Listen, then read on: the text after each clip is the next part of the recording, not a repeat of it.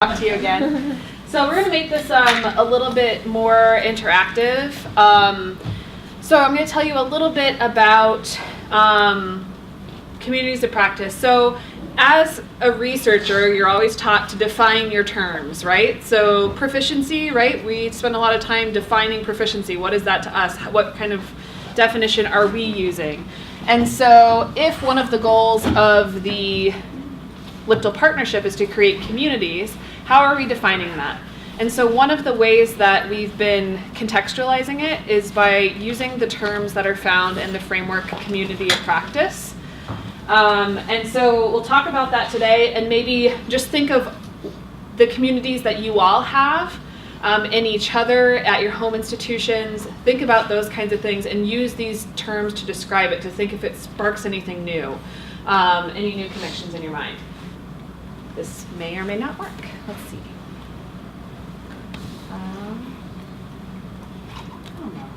There we go. Okay, so the term community of practice was coined by Lave and Wenger in the 50s. And then the Wengers have continued to expand upon that. So married somebody else, and they have continued to work on the framework. So communities of practice are groups of people who share a concern or passion for something they do and learn how to do it better as they interact regularly. Okay, so that's their general definition. So there are always three characteristics of a community of practice. One is the domain, which the identity of the domain is defined by a shared domain of interest. Okay? The second is the community, and that is characterized by members who engage in joint activities and discussions, help each other, share information. So the key things: engage in joint activities, help each other, share information. Building relationships, they're learning from one another, and then they care about their standing with one another. All right, and then the practice, the key thing here is developing a shared practice, a shared repertoire of resources, experiences, and stories. So that's how we're going to kind of think about it as we go through. Originally, Lave and Wenger just talked about this when they were looking at the model of apprenticeships.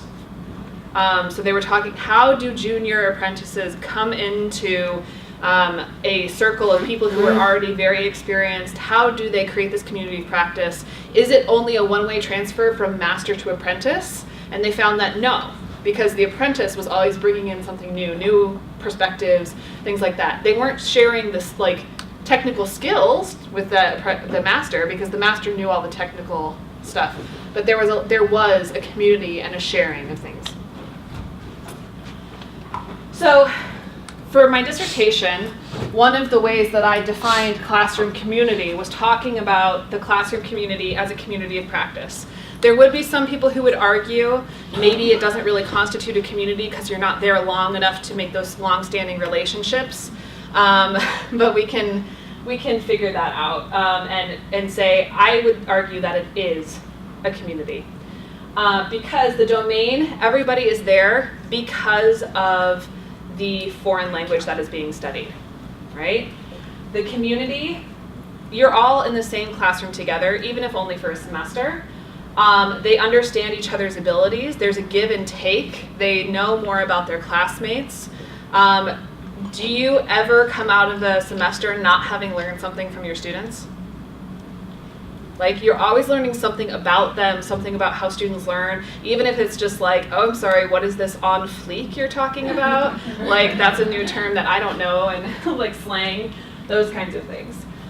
So they are engaging in, so the community is engaging in a practice about the foreign language, right? So there's a different feel to each class. So if you have ever taught two sections of the same course, it never goes the same way in one class that it does in the next, right? Because the community is completely different, and how it goes is definitely very different. So, and then students and teachers share their experiences and stories. So that's just one example of how you can call the classroom community a community of practice. So there are a few different things we need to make clear before we think about it for ourselves.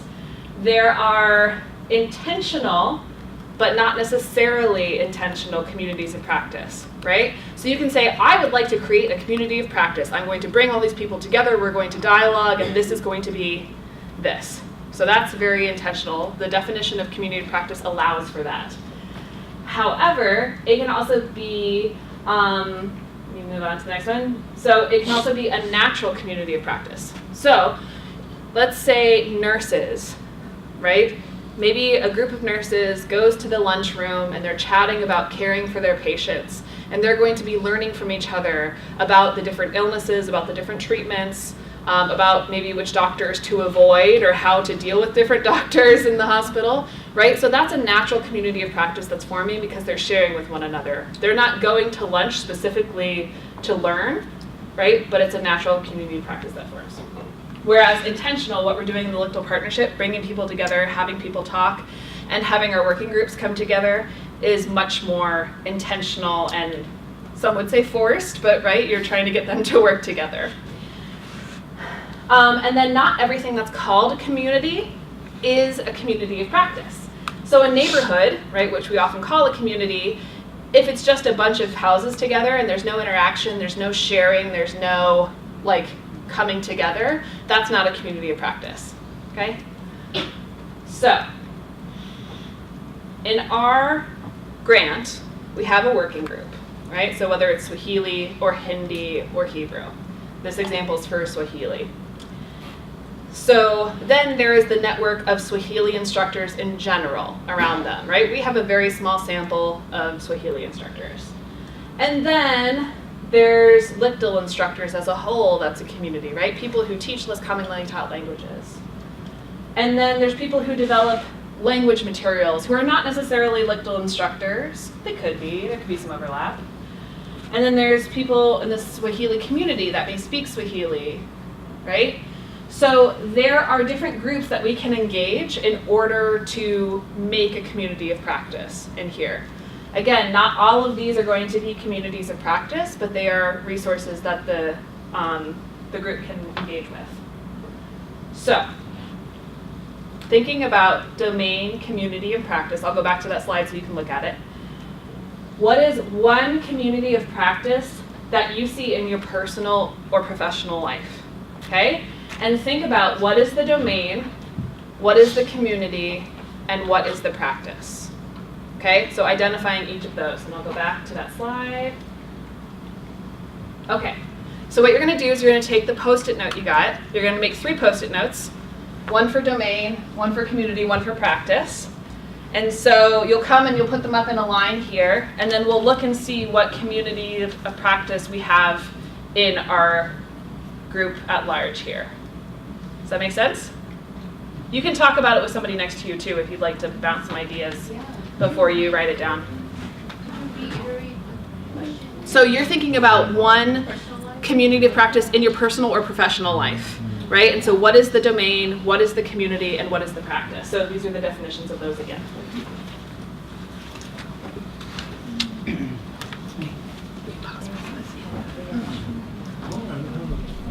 Two more things. So one of the objectives of the LCTL partnership is to create a community of practice.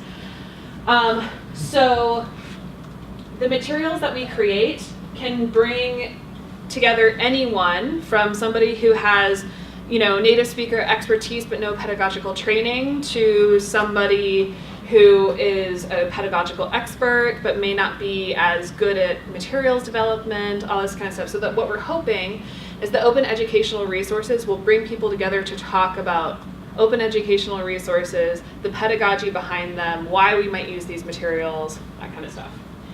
Also the professional development program that validates your experiences as LCTL instructors. So one of the things that we are hoping is that if you guys made connections here that are valuable, that you will follow up with each other. So one of the things we'll do is we'll give everybody's name, institution, and email to each other so that you guys can contact one another and follow up. And then we also would like to create a model of creating communities of practice among different institutions and a diverse group of languages as well. So when we talk to our instructors in our working groups about community of practice, we ask them which communities of practice did they identify that they have been working with. Again, this is more for our Swahili instructors, they said, okay, Swahili instructors in general, right? So I know other LCTL or other Swahili instructors that I rely on that are not just in our working group. And then other LCTL instructors at our institution, right? We face a lot of the same issues. One of ours at MSU in particular was talking about the other African language instructors that he talks with. That's one of his groups. And then language material developers. So people who might be at the library or might be in the Center for Language Teaching Advancement, or other people like Shannon, for example, from yesterday, who has expertise in developing language materials, but not necessarily for their language. They've still pulled in some of those people into their community. So they describe community of practice as seeking collaboration with people who have similar goals. And then this person was talking about the fact that they have other less commonly taught languages at their institution, but they don't do anything as less commonly taught languages, right? So some of the colleagues from University of Chicago were talking about the fact that they don't really have LCTLs. They just formed a LCTL community, or at Northwestern, sorry. They just formed a LCTL committee because nobody was being the voice for the LCTL programs. There were the big looming commonly taught language programs, and there were, the other ones off doing their own thing. So, being able to liaise with the other people, they have found so far to be very helpful. So, and the big question is, have we been able to create a community of practice? Sort of yes, sort of no. Is it going to continue on for years past when we are funding them to create materials and liaise with one another? We don't know that. We think probably with our Hebrew group, they're so enthused and working with each other. They're like, and we're going to write a textbook, and we're going to do this. And I was like, okay, that's great. So they might be a community of practice that formed as part of this project and continue on. But it doesn't necessarily mean that all communities need to continue past a certain time. They can fulfill a function and then dissolve as well. So we had our burning issues breakout yesterday where we talked about the things we passed on the papers. I have those all typed up for you to look at. So what we might do is think about how working together in an intentional community of practice might solve some of the issues we talked about yesterday. So what I'd like you to do as a small group is to pick, maybe it doesn't necessarily need to be one other person, we could do groups of more than that, 3, 4, whatever you want to do. Look at one of the topics from yesterday and think how you at your institution could utilize an intentional community of practice to really solve that issue, okay? Or address some of the issues brought up there. So I will give you the URL, not that one. So it's a tiny URL. I could also throw it up on the screen real quick. So LCTL Materials 2018 is that one. So let me pull it over here. Hold on just one second. I need to find my cursor. Here we go. This one right here. So tinyurl.com/LCTL Materials 2018. And that will take you into a folder, which I will find shortly. It will take you into this folder called Materials to Share with Participants. And here you'll find, this is Julie's presentation. Okay. This is the grant updates I did yesterday, and then the burning questions, that's the document you want to open. What? Approve permission. Give me just one second. I think I probably did that incorrectly then. Oh, okay. LCTL workshop. Okay, try again. Does it work now? All right. Sorry. I had the MSU restriction on there. And you will have Cohen's. Yeah, so we'll put Coons in, we'll put this one in. So again, Lichtel Materials 2018, if you don't have that tiny URL, Lichtel Materials 2018. And then you should open up the one that says burning questions and reflections. Or burning questions. So, if you... Cohn's presentation will be there too? We'll Yes. put that in Yeah. there. Yeah, we'll put a few more things in there as well. But we just haven't compiled everything yet. So, what I'd like you guys to do is, if you don't have a laptop, find somebody with one so you can look and see what was typed, or you can come and use mine too. And yeah, and so I want you guys to think about how a community of practice could be utilized to address some of these issues that were brought up. Make sense? Awesome.